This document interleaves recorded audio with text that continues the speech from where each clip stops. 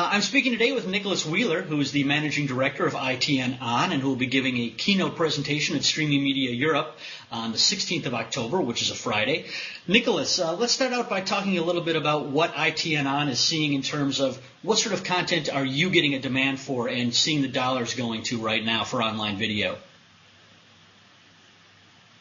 Well, it's an interesting question and an interesting area, but I have to say I think that news is still a very powerful proposition around here, online and on mobile, and the values around news still work the same as they ever did. It changes every day. It's not the same every hour. It's something you want on the move. It's something you can get in a sort of headline format and keep coming back to. And it also provides things that people want to know. So it's not so much as a sort of sit back and relaxation product. It's something that people are proactive in getting and using.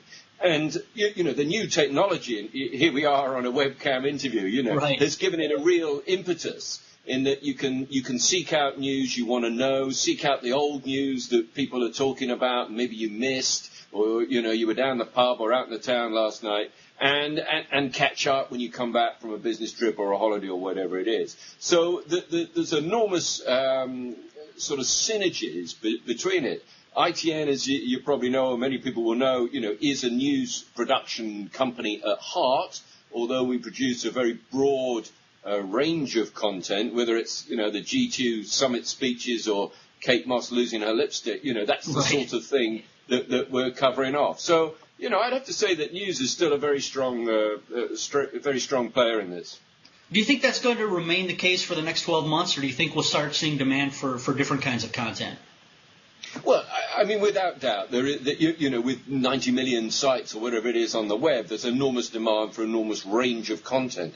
But in terms of mass demand, I think news in its broadest sense, and that can mean, following Manchester United football or, your favorite baseball team or whatever it is,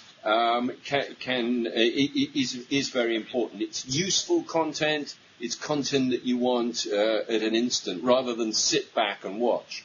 Now, we've got the BBC iPlayer here in the UK and the ITV players and, what the big growth in smartphone sales. So there's a lot of better technology around to watch better content and longer content. So I think we'll see that grow in the next 12 months. What sort of barriers do you see right now to increased use of online video? Are there any particular things that you think are standing in the way of even broader adoption?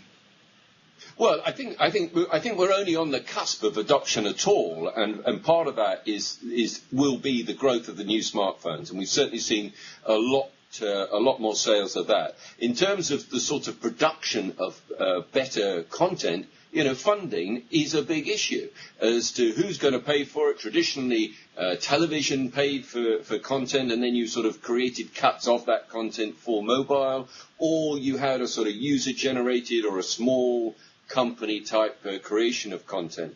But for the big players to get into making new content for the new platforms, there's got to be proper funding around it. And that is a big issue at the moment, is where that's going to come from and how we're going to make that work, with television not so keen in a recession and advertising in difficult times and one thing or another to pay to create that content.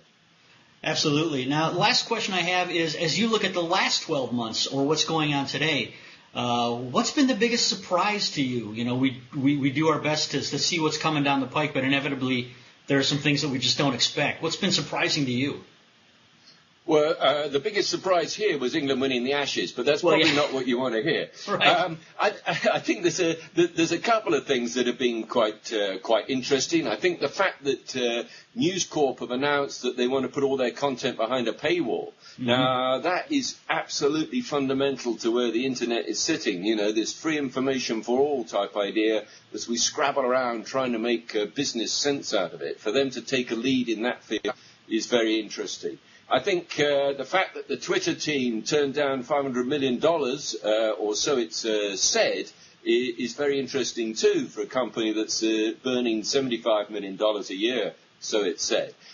So I think those are quite interesting, and I think the other interesting area, or quite whether it's surprising or not, I don't know, but it's certainly an interesting area, is the development of the apps and the widgets and those sorts of areas. They've taken off phenomenally. We've launched 3 on iPhone because it was all going so well.